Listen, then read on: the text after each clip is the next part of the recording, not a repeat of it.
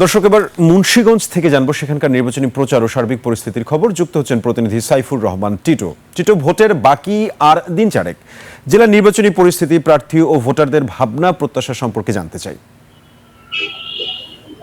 ধন্যবাদ সাব্বির। আমি এই মুহূর্তে দাঁড়িয়ে আছি মুন্সিগঞ্জ শহরের প্রাণকেন্দ্র সুপার মার্কেট চত্বরে।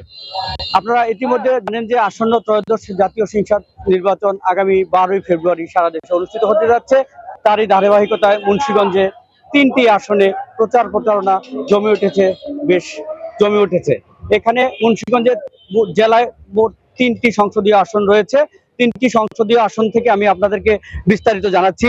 সাব্বির, মুন্সিগঞ্জে মোট ভোটার সংখ্যা হচ্ছে 14,33,477 জন। নারী ভোটার 6,94,926 জন। পুরুষ ভোটার 7,00,000 জন।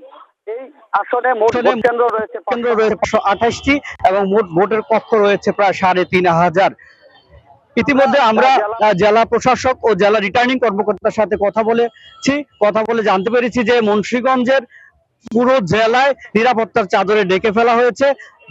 এখানে সেনাবাহিনী, বিজিবি, আনসার সহ নিরাপত্তা কর্মী যারা আছেন তারা সকলেই মুন্সিগঞ্জের নিরাপত্তাকে সুসংহত রাখতে কাজ চালিয়ে যাচ্ছেন। এর মধ্যে একটি আশার কথা হচ্ছে যে মুন্সিগঞ্জের 3টি আসনে প্রায় লক্ষাধিক এবছর নতুন ভোটার রয়েছেন, যারা এবছর তাদের ভোট দিয়ে মুন্সিগঞ্জের মানুষের আশা আকাঙ্ক্ষাকে বাস্তবায়ন করবে। মুন্সিগঞ্জের 3 আসনের কিন্তু ইতিমধ্যে প্রার্থীদের দ্বারে দ্বারে পৌঁছেছেন এবং তাদের কাঙ্ক্ষিত সাফল্য অর্জনের জন্য প্রত্যেক ভোটারের দ্বারে যেয়ে তাদের প্রত্যাশা ব্যক্ত করছেন এবং উন্নয়নের প্রতিশ্রুতি দিচ্ছেন। আমরা এই মুহূর্তে একজন মুন্সিগঞ্জের ভোটারের সাথে কথা বলবো। আপনারা কেমন প্রতিনিধি বা সংসদ সদস্য নির্বাচন করতে চান মুন্সিগঞ্জ জেলা থেকে, জানাবেন প্লিজ। ধন্যবাদ টিভিকে। সর্বপ্রথম আমি ভাষা আন্দোলনের শহীদের প্রতি শ্রদ্ধা জ্ঞাপন করছি। মহান মুক্তিযুদ্ধে 71-এ যারা শহীদ হয়েছেন, শ্রদ্ধা জ্ঞাপন করছি আমি 5ই আগস্টে যারা শহীদ হয়েছেন। মুন্সিগঞ্জ একটি অনেক পুরনো জেলা। এই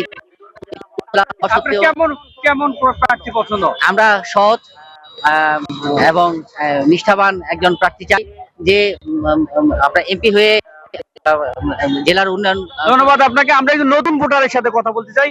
কেমন প্রার্থী সংসদ সদস্য হতে চান আপনারা? আমরা একজন সৎ এবং যে নিষ্ঠাবান, যে সদরকে উন্নয়ন এবং সদরকে একটু নতুন ধারায় নিয়ে যাবে এমন একজন প্রার্থী চাই।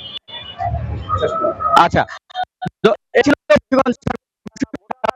কেমন সংসদ সদস্য প্রার্থী তারা চান এবং মুন্সিগঞ্জের জেলা প্রশাসন এবং রিটার্নিং কর্মকর্তা জানিয়েছেন যে আগামী 12ই ফেব্রুয়ারি সব জায়গার নেই মুন্সিগঞ্জ একটি সুষ্ঠু ও অবাধ নিরপেক্ষ নির্বাচন উপহার দেবেন।